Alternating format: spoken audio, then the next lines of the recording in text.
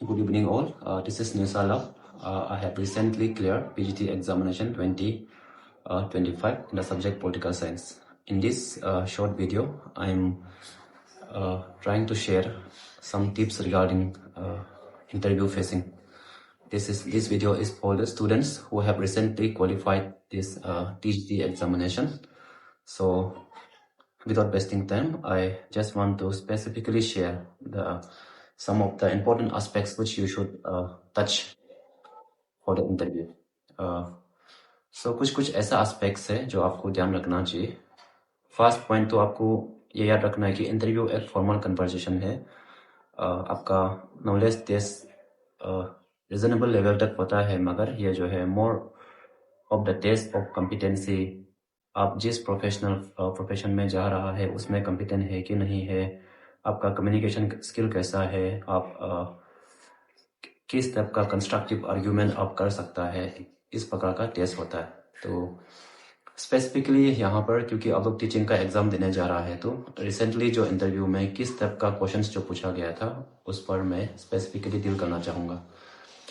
तो फर्स्ट तो आपको टीचिंग जो 5 मिनट का टीचिंग जो होता है डेमो, उस पर एक इंटरेस्टिंग टॉपिक को चॉइस कीजिए. Make sure that topic is very interesting and prepare 360 degree of that for that particular topic.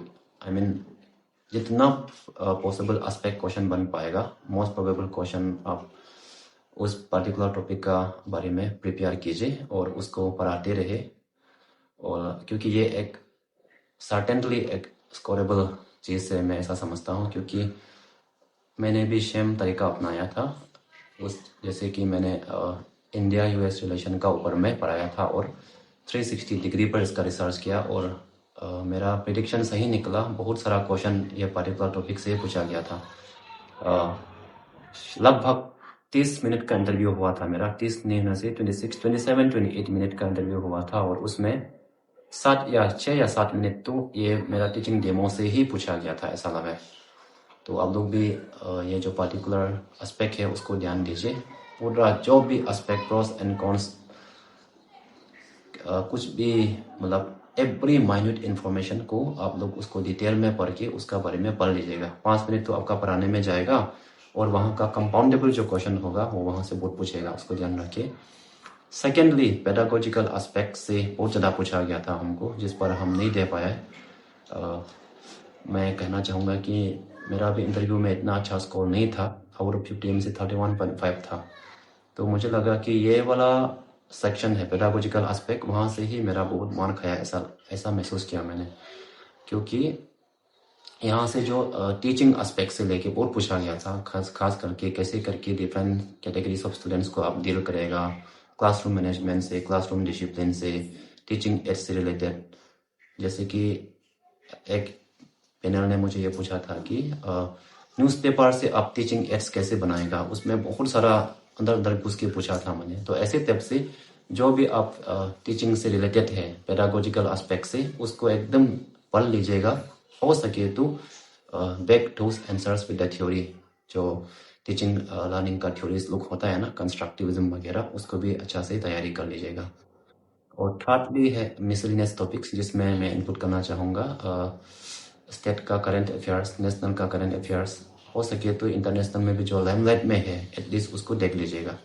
State का करंट अफेयर्स बहुत जरूरी हो जाता है, खास करके कंट्रोवर्शियल इश्यूज़ को, जैसे कि हमको ऑफस्प्रिंग इशू को लेके, एसटी का जो इश्यूज है, शेड्यूल ट्राइब का जो हम लोग का ये एसटी बचाओ आंदोलन वगैरह का कुछ चलता है ना, 80-20 रेशो वगैरह को, ऐसे टाइप का कंट्रोवर्शियल इश्यूज़ को board will try to know your opinion. तो इस टाइप का जो इश्यूज को आप लोग ध्यान से पढ़ लीजिएगा और make sure that you are providing balance and rational argument for this. Bias या आप पार्शियलिटी होने से बचेगा ऐसे ओपिनियन बेस्ड क्वेश्चन पर. और अच्छा से इन लोगों को एकदम डेप्थ रिसर्च करके देख लीजिएगा. और नेशनल इश्यूज में भी सेम है, जो अभी बहुत लाइमलाइट में है, वहाँ से पूछने का चांसेस है. एजुकेशन पॉलिसी वगैरह, एजुकेशन, क्योंकि आप टीचिंग और एजुकेशन का इंटरव्यू देने जा रहा है, तो टीचिंग या एजुकेशन से जो भी रिलेटेड है उसको पढ़ लीजिएगा. मैंने तो इतना फेस नहीं किया, लेकिन न्यू एजुकेशन पॉलिसी वगैरह उसका इम्प्लीकेशन अरुणाचल का स्पेसिफिक केस में एजुकेशन से रिलेटेड चैलेंजेस है, कैसी टाइप से ये न्यू एजुकेशन पॉलिसी मतलब इफेक्ट करेगा स्टेप में, और उसका प्रोस एंड कॉन्स क्या क्या रहने वाला है, वो सबको अब उसको देखते जाना है। और लास्टली मैं ये कहना चाहूँगा कि आप जो भी आंसर देगा तब ये ध्यान रखिएगा कि you are not critic here, you are not supposed to exhibit the dissent here, rather you are appearing the interview for selection into government service। तो आपका आर्ग्यूमेंट, आपका जो आंसर है वो जो है बैलेंस, रैशनल, रियलिस्टिक होना है, बायस या पार्शियलिटी नहीं हो जाना है, उसको ध्यान रखिएगा। और आई रिटरेट कि फर्स्ट आपको टीचिंग डेमो 5 मिनट का टाइम हम लोग को दिया गया था, शायद आप लोग को भी 5 मिनट का ही देगा।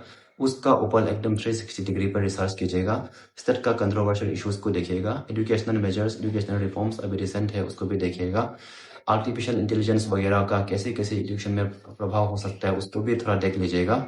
उसका बाद जो भी आंसर आप देगा वो जो है बैलेंस वे में देने का कोशिश कीजिएगा। तो क्योंकि बोर्ड आपको balance, realistic and rational argument आपसे एक्सपेक्ट करता है, ना कि डिसेंट और डिसेंट दिखाना, ना कि आप पार्शियलिटी दिखाना वो एक्सपेक्ट नहीं करता है, ठीक है। तो इंटरव्यू को आप लाइटली मत लीजिएगा, क्योंकि ये जो है एक डिसाइडिंग फैक्टर है, खास करके अगर आप, क्योंकि इसमें आप लोग का MCQ एग्जाम हुआ था, तो बहुत सारा कैंडिडेट ऐसा होगा जिनका मार्क जो है बराबर होता होगा, 360 का रेंज में से 360 सिलेक्शन अगर हुआ है तो दर्जनों ऐसे होगा जिनका मार्क जो 360 होता होगा। तो ऐसे में जो आपका इंटरव्यू ही डिसाइड करेगा।